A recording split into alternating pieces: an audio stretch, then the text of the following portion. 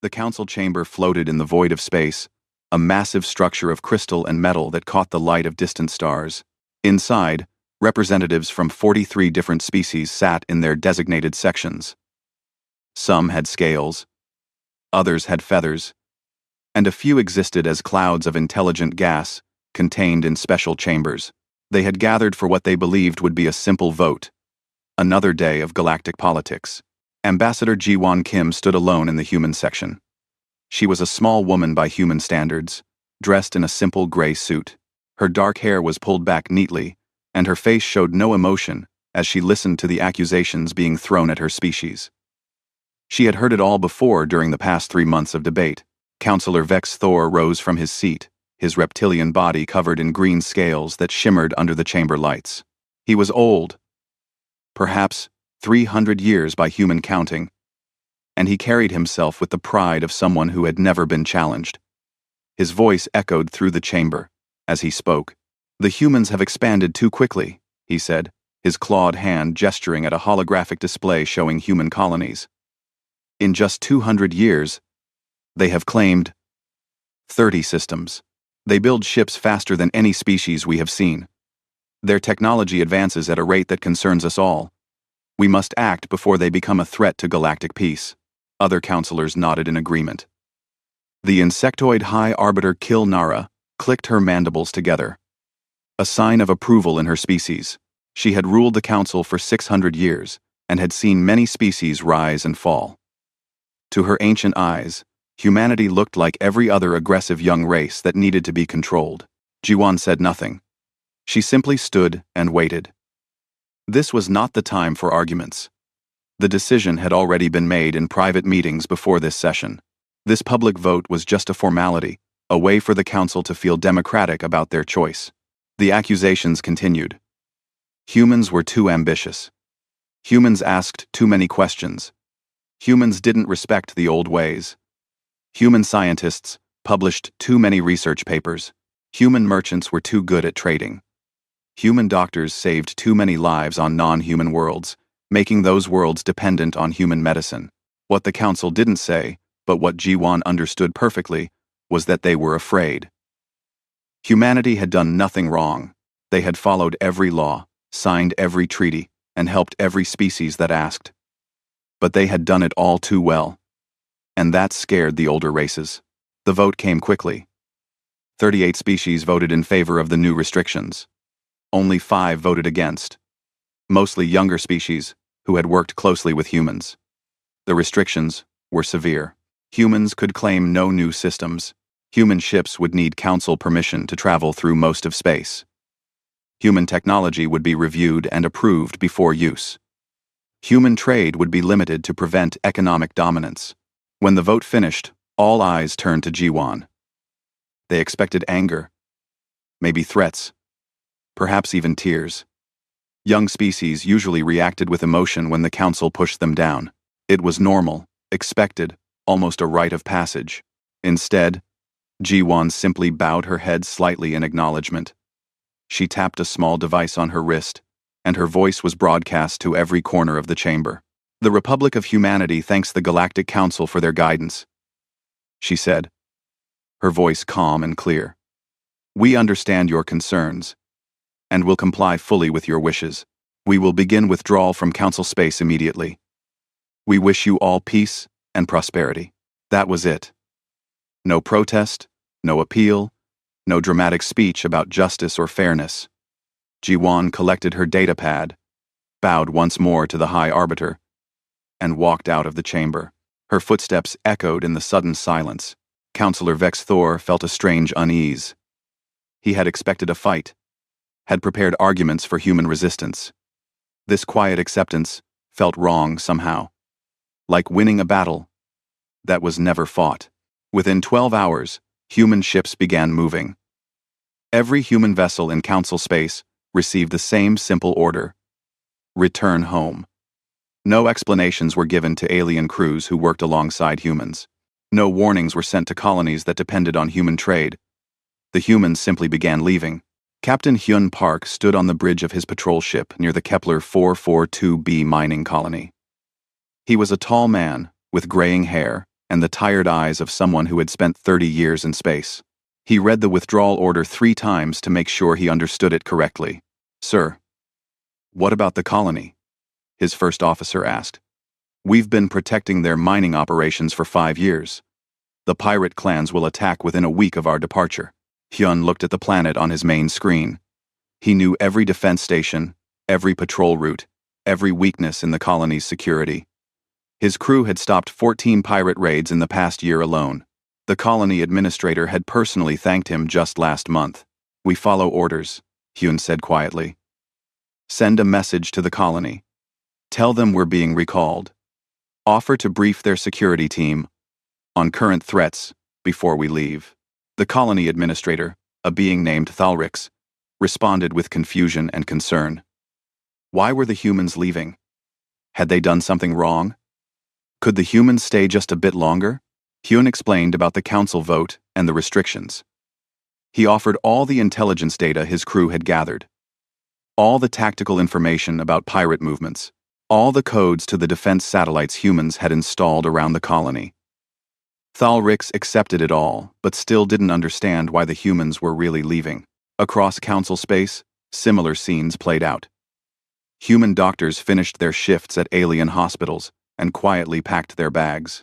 Human engineers uploaded instruction manuals for the systems they had built and maintained. Human teachers said goodbye to their alien students. Human merchants settled their debts and closed their shops. There was no anger, no sabotage, no spite. Humans simply fulfilled their current obligations and left. They didn't take anything that wasn't theirs. They didn't demand payment for services rendered. They just went home. Within 72 hours, 90% of humans had left council space. The remaining 10% would be gone within a week, finishing up critical medical procedures or ensuring safe handovers of important systems. In the council chamber, Vex Thor watched the display showing human ship movements. Every vessel was moving in orderly fashion toward human territory. No chaos, no threats, no resistance. Just silent, efficient departure. They accepted their place quickly, he said to the High Arbiter. Perhaps we worried for nothing. Kilnara clicked her mandibles. But this time it was not approval. It was uncertainty. In her 600 years, she had seen many species react to council restrictions. None had ever responded like this. The humans were too calm, too organized, too accepting, but she said nothing. The humans were leaving peacefully. That was what the council wanted. She told herself that everything would be fine. She was very, very wrong. 3 months had passed since the last human ship left council space. Governor Thalrix sat in his office on Kepler 442b, staring at reports that made his head hurt. The mining colony had operated smoothly for 20 years. Now, everything seemed to be falling apart at once. The first problem had been the pirates. They came exactly 1 week after Captain Hyun's ship departed. Just as the human had predicted, 3 small raider vessels attacked a mining transport carrying valuable crystals. The colony's defense fleet responded, but they were slow and uncoordinated. By the time they arrived, the pirates had taken the cargo and disappeared. Thalrix had ordered his security chief to review the tactical data Captain Hyun had left behind. The security chief, a warrior from a proud species, had thrown up his hands in frustration. The data was too complex, too detailed. It covered pirate clan movements going back 5 years, predicted attack patterns, listed known pirate bases, and outlined response strategies for every possible scenario. The humans were watching everything, the security chief had said. They knew where every pirate ship was, what weapons they carried, even which clans were fighting each other. How did they gather all this information? Thalrix didn't know. He had never asked. The humans had simply protected the trade routes, and everyone had assumed it was easy for them. Now he understood that Captain Hyun and his crew must have spent thousands of hours tracking pirate movements, analyzing patterns, and maintaining an intelligence network that the colony didn't even know existed. More pirate attacks followed. The raiders seemed to know that the humans were gone. In 3 months, the colony lost more cargo than it had lost in the previous 5 years combined. Insurance costs tripled. 2 mining crews refused to go out without better protection. Production dropped by 30%. But the pirates were just the beginning of Thalrix's problems. The environmental systems in the colony's main dome started malfunctioning. The temperature fluctuated wildly, and the air filters began producing a strange smell. Thalrix called in his maintenance team. "It's the central regulator," the chief engineer reported. "It's a human-designed system. We don't have anyone trained to fix it properly." Thalrix pulled up the records. A human engineer named Quan Sung had maintained the environmental systems for 8 years. He had filed reports every month, detailed technical documents that the colony administrators had filed away without reading. Quan had upgraded the systems 3 times, always improving efficiency and reliability. The colony had paid him a standard salary and never thought much about his work. Now Quan was gone, and the systems he had maintained were breaking down. The chief engineer tried to follow the instruction manual Quan had left behind, but it assumed a level of technical knowledge that none of the colony's workers possessed. They managed to keep the systems running at basic level, but the efficiency dropped by 40%. Energy costs increased dramatically. Similar problems were appearing across council space. On the agricultural world of Harvest 7, crop yields fell by half. The council administrator there discovered that human agronomists had been advising farmers for 15 years, sharing techniques for soil treatment and pest control. The humans had never asked for payment or recognition. They had simply helped because the farmers asked questions, and the humans knew the answers. Medical shipments became unreliable. The shipping companies had always depended on human cargo vessels to handle the most critical deliveries. Human ships were always on time, always reliable, and their captains knew every route through difficult space. With the humans gone, important medicines arrived, late or not at all. A plague broke out on a station near the border, and the vaccines arrived 3 days too late. 200 people died. Communication between council worlds became spotty. It turned out that humans had maintained a network of relay stations throughout council space.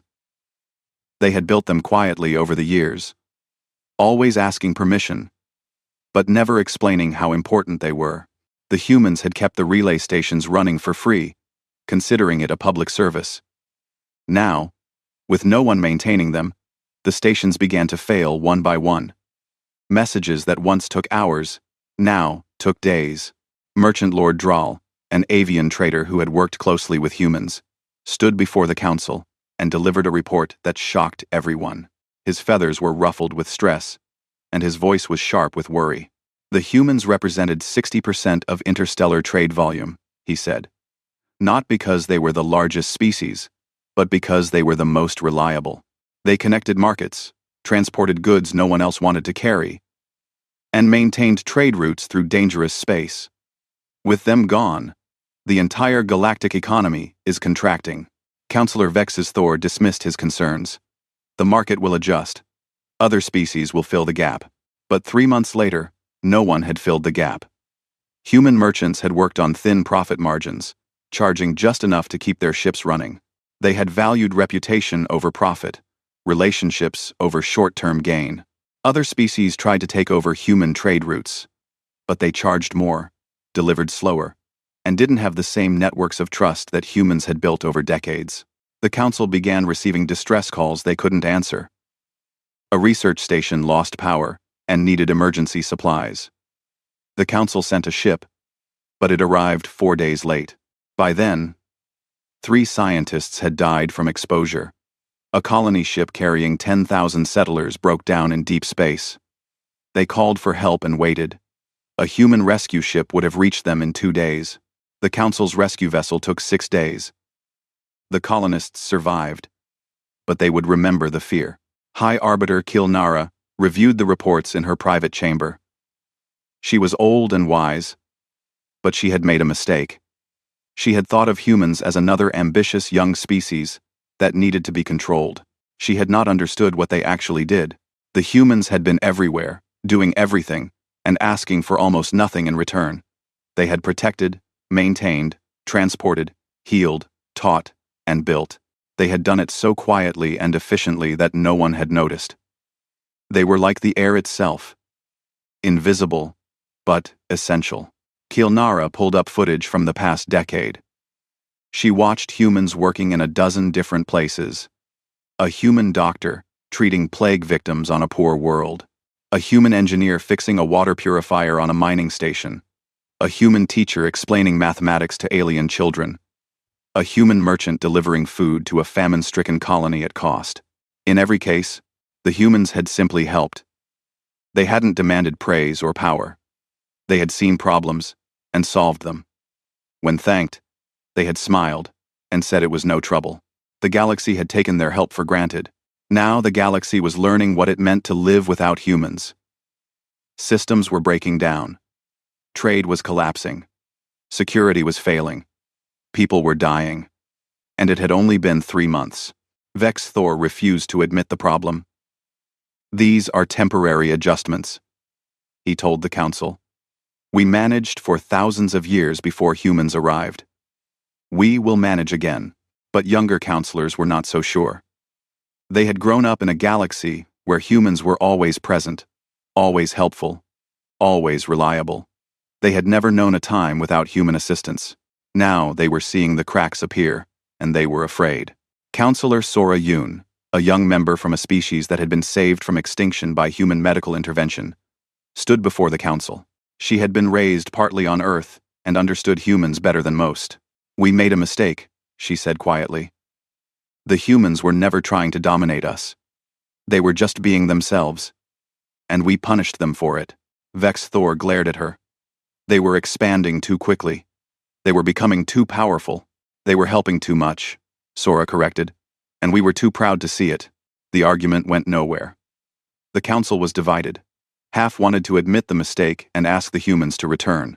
Half insisted that the problems were temporary and that the council's pride mattered more than practical concerns. Meanwhile, the cracks continued to widen, and in the silence of space, no human ships came to help repair them. 8 months after the human departure, the Galactic Council faced a crisis unlike anything in its 1,000-year history. The cracks had become canyons. The problems had become catastrophes. And still, some counselors refused to admit what everyone else could see clearly. The plague that started on a single border station had spread to 14 worlds. It was not a particularly deadly disease by galactic standards, but it was highly contagious and caused severe illness. In the past, human doctors would have contained it within days. Dr. Mira Choi had been the galaxy's leading expert on cross-species infectious diseases. She had published over 200 papers and trained thousands of alien medical students. Now Dr. Choi was gone, along with every other human medical expert. The council's own doctors tried to stop the plague, but they didn't have the knowledge or the coordination. Human doctors had maintained a galaxy-wide medical database, sharing information instantly across thousands of light years. They had developed protocols for quarantine that worked across different species and cultures. They had been the glue holding the galactic health system together. Without them, the plague spread like fire. Millions fell ill. Thousands died. The council sent medical ships, but they arrived too late or went to the wrong places. There was no coordination, no central authority, no one who understood how to manage a crisis across multiple species and star systems. Merchant Lord Dral watched his trading empire collapse.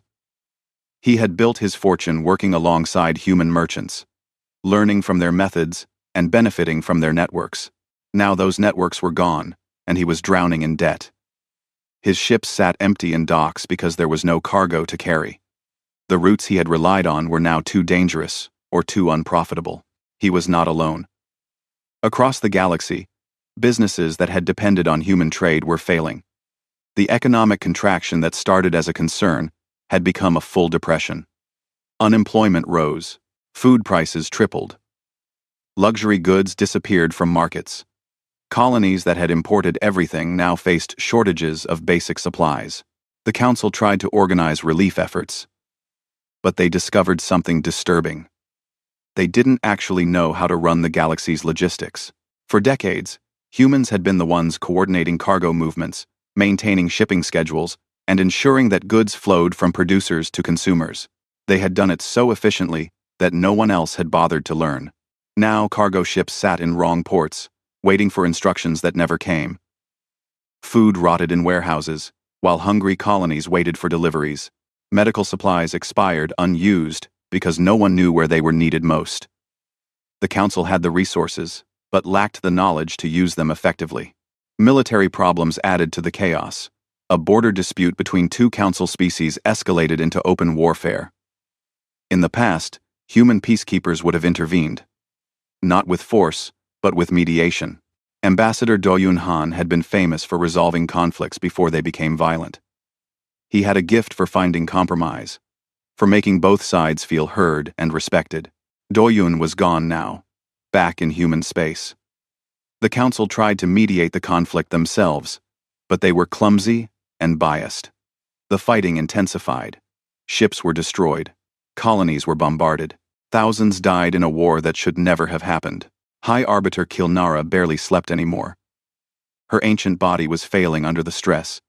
She spent her days reading reports of cascading failures, each one worse than the last.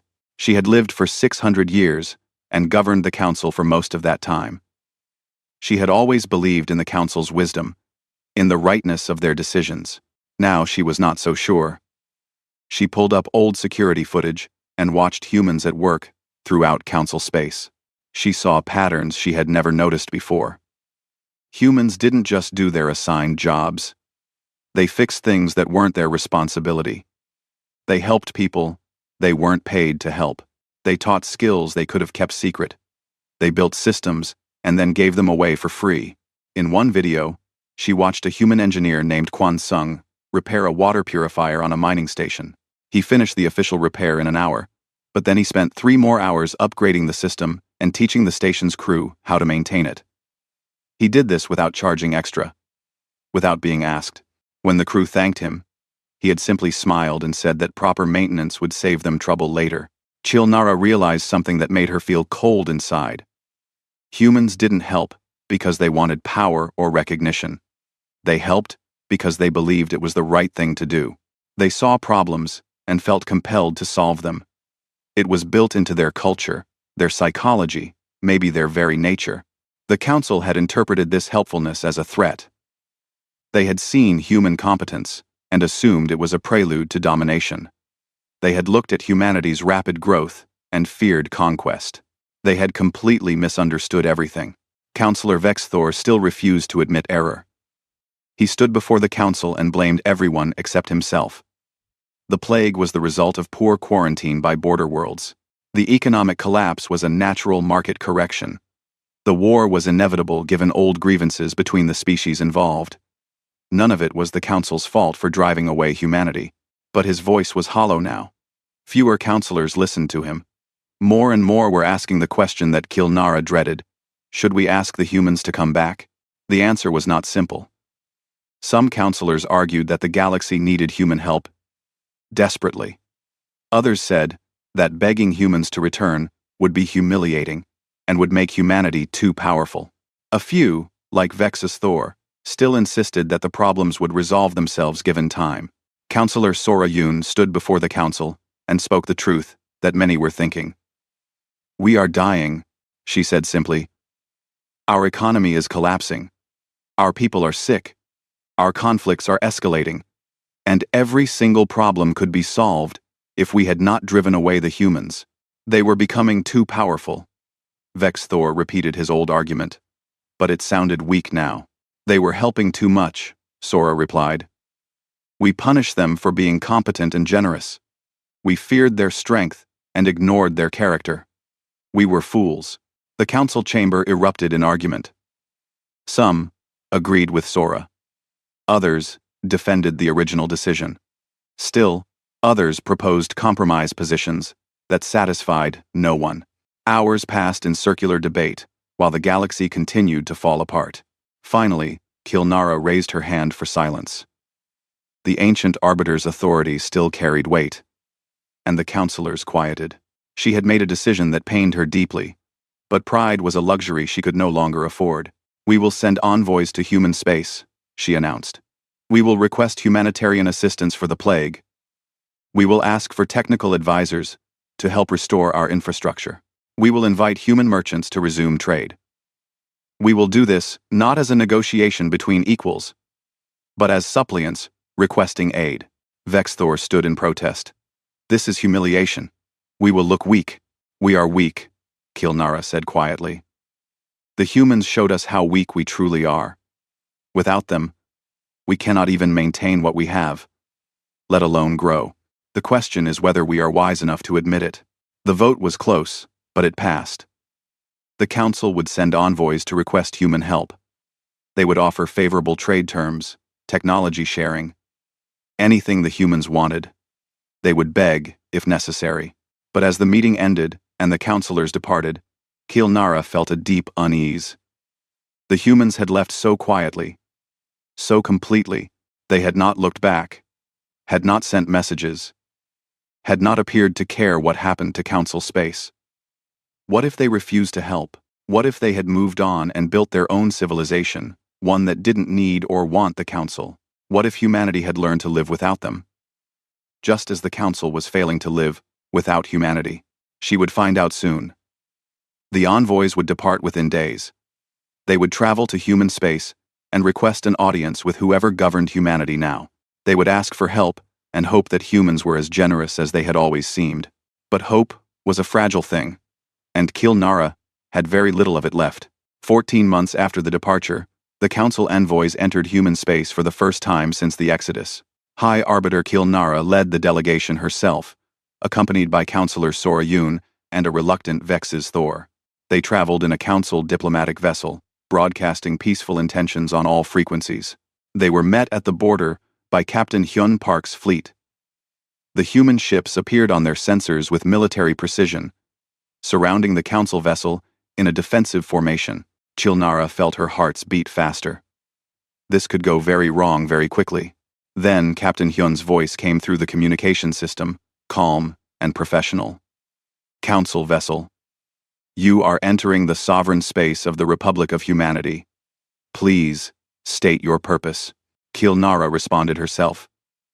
This is High Arbiter Kilnara of the Galactic Council. We request an audience with human leadership to discuss matters of mutual importance. There was a pause. Then Captain Hyun responded. Please follow our escort ships. We will guide you to the diplomatic station at Novaterra. Welcome to human space. The tension eased slightly. At least the humans were willing to talk. The council vessel followed the escort, and Kilnara watched through the viewports as they traveled deeper into human territory. What she saw astonished her. Human space was thriving. The colonies they passed were clean and orderly, with efficient infrastructure and bustling commerce. Space stations glowed with lights and activity. Cargo vessels moved in organized patterns. Everything hummed with quiet prosperity. This was not what Kilnara had expected. She had thought the humans might be struggling without access to council markets and technology. Instead, they appeared to have built a completely self-sufficient civilization in just over a year. How was that possible? They docked at Novaterra, a massive station that served as humanity's diplomatic hub. As Kilnara and her delegation disembarked, they were met by Ambassador Ji-won Kim. She looked exactly as she had 14 months ago, calm and professional in her simple gray suit. High Arbiter, Ji-won said with a respectful bow. It has been some time. Please, follow me. She led them through the station, and Kilnara couldn't help but notice the details. The corridors were spotless. The air was fresh. People of various human ethnicities moved with purpose and confidence. There were no signs of poverty, no evidence of struggle. If anything, the humans looked more prosperous than they had in council space. They entered a conference room where other human representatives waited. Captain Hyun was there, now wearing a formal uniform. Dr. Mira Choi sat at the table, along with several other humans Kilnara recognized from council space. They all rose and bowed respectfully. But there was something different in their manner. They were polite, but not deferential. They acted like equals, meeting equals, not subordinates greeting superiors. Ji-won gestured for the council delegation to sit. Please, make yourselves comfortable. Can we offer you refreshments? We have foods suitable for all your species. They accepted water and simple foods. Then Kilnara began to speak, and the words were harder than anything she had said in her 600 years. "We come to request your help," she said simply. "Council space is suffering. A plague spreads unchecked. Our economy has collapsed. Infrastructure fails daily. We lack the expertise to manage these crises. We need human assistance." Jiwan listened without expression. When Kilnara finished, the ambassador nodded slowly. The question was gentle but pointed. Vex Thor bristled, but Kilnara raised a hand to silence him. "This was not the time for pride. Because you always have before," Kilnara said. "Because helping those in need seems to be fundamental to human nature. Because, despite how we treated you, I believe you are better than we are." And, Jiwan's expression softened slightly. "You are correct that helping comes naturally to us. But you asked us to leave, High Arbiter. You restricted our growth, limited our freedom, and made it clear that our presence was unwelcome. We respected your wishes and departed. Why should we return?" Counselor Sora Yun spoke up. "Because people are dying. Because the mistakes of the Council should not condemn billions of innocent people. Because you are capable of helping, and that ability comes with responsibility." Dr. Mira Choi smiled sadly at that. "That is exactly the argument the Council used to restrict us. They said our capabilities made us responsible for staying within limits they set. Now you use the same logic to argue we are responsible for saving you. Do you see the contradiction?" The room fell silent. The Council delegation had no good answer. Finally, Kilnara spoke again. "We were wrong. We feared your strength and your rapid growth. We interpreted your helpfulness as a strategy for domination. We completely misunderstood you." Captain Hyun leaned forward. "Did you? Or did you understand us perfectly and resent what you saw?" Kilnara looked at him in confusion. Hyun continued. "We helped because it was right. We shared because we had plenty. We protected because we were able. We never asked for power or recognition, but our mere presence made the Council look inefficient by comparison. We solved problems that the Council had ignored for centuries. That was the real threat. Was it not? Not that we would conquer you, but that we would reveal how much you had failed your own people." Vex's Thor stood angrily. "How dare you? Sit down," Kilnara commanded, her voice sharp. Vex Thor sat, shocked by her tone. She turned back to the humans. "Captain Hyun is correct. We feared not your weapons but your competence. We resented not your ambition but your effectiveness. You made us look bad simply by being good." Jiwan nodded. "Thank you for your honesty, High Arbiter. Now I will be honest with you. The humans who served in Council space did so out of genuine desire to help. They were engineers who saw broken systems and wanted to fix them. Doctors who saw sick people and wanted to heal them. Teachers who saw ignorance and wanted to educate. They expected nothing in return." She paused, and her voice became firmer. "But when the Council voted to restrict us, you told those humans that their help was not valued. You told them that their competence was threatening. You told them to go away. So they did. And they came home and built this." She gestured around at the prosperous station. "We built a civilization that doesn't need you. We are happy here. We are free here. Why would we return to a place that rejected us?" Kilnara felt despair settle over her. The humans were not refusing out of spite. They were simply choosing their own happiness over the Council's needs. It was perfectly reasonable, and it was devastating. Sora Yun tried one more approach.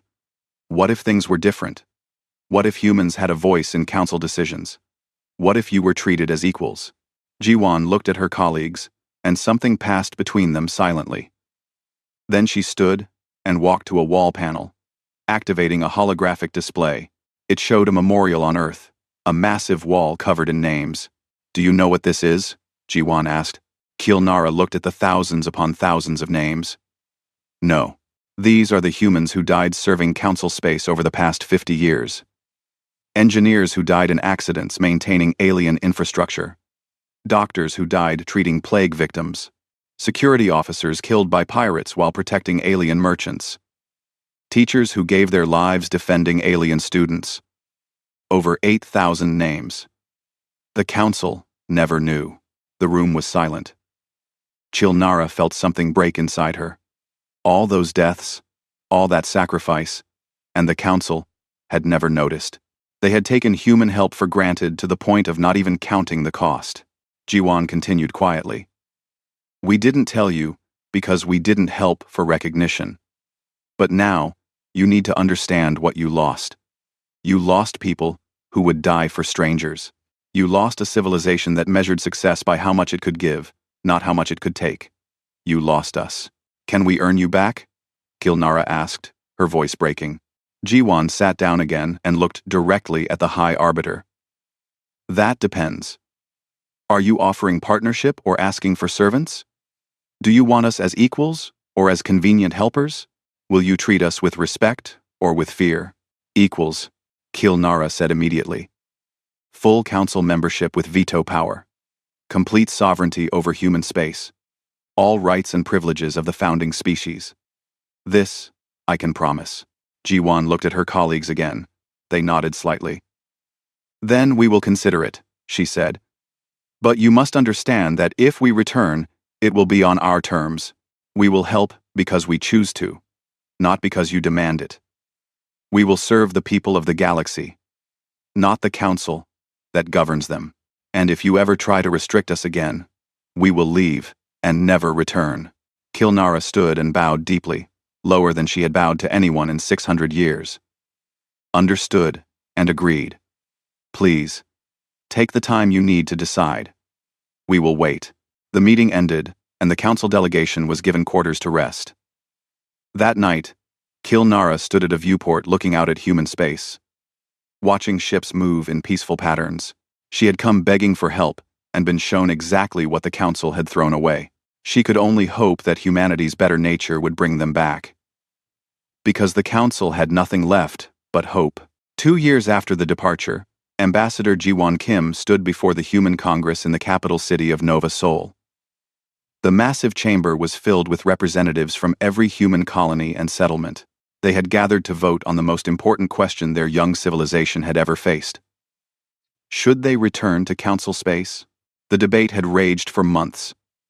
Every news channel, broadcast discussions, every citizen had an opinion. The human government had done something remarkable. They had asked everyone to vote, not just the politicians. This decision would affect all humanity, so all humanity would decide. Jiwan had spent the past weeks traveling between human worlds, explaining the situation and listening to people's concerns. Now, she would make her final argument. And then, the vote would happen. 2 years ago, we left council space because we were not wanted. She began. The council feared our success and restricted our freedom. We could have fought. We could have protested. Instead, we chose dignity. We left quietly and built something beautiful here in our own space. She paused, looking around at the assembled representatives. Now, the council asks us to return. They offer us everything we wanted before. Full membership, equal rights, complete sovereignty. They admit they were wrong. They need our help desperately. A representative from the colony world of New Busan stood. His name was Taejin Song, and he was known for speaking bluntly. Why should we help them? They threw us away like garbage. Let them solve their own problems. Many in the chamber nodded agreement. Jiwan had expected this. The anger was understandable and, in many ways, justified. That is one choice, Jiwan acknowledged. We could stay here, safe and prosperous. We owe the council nothing. They made their decision, and they must live with the consequences. She walked to the center of the chamber floor. But I want you to think about the people suffering in council space right now. The miners on Kepler 442b, who are being raided by pirates. The sick children waiting for medicine that never arrives. The farmers watching their crops fail. The ordinary people who never voted to restrict us, who never feared us, who only knew us as helpers and friends. Another representative stood. Her name was Unji Park, and she had been a doctor in council space. I treated thousands of alien patients. I saved lives every day. When I left, I cried because I knew those people would suffer without proper medical care. But the council made it clear they didn't want me there. The council leadership didn't want you, Jiwon corrected gently. But what about your patients?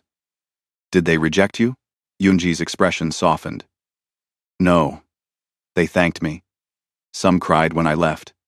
The ordinary people never wanted us to go. This was the heart of the matter, and Jiwon knew it. The council government had made a mistake. But billions of innocent people were paying the price. The question was whether humanity would punish those people for their leaders' errors. Captain Hyun Park stood to speak. He was retired now, but his voice still carried authority. I protected mining colonies for 30 years. I knew every family, every child.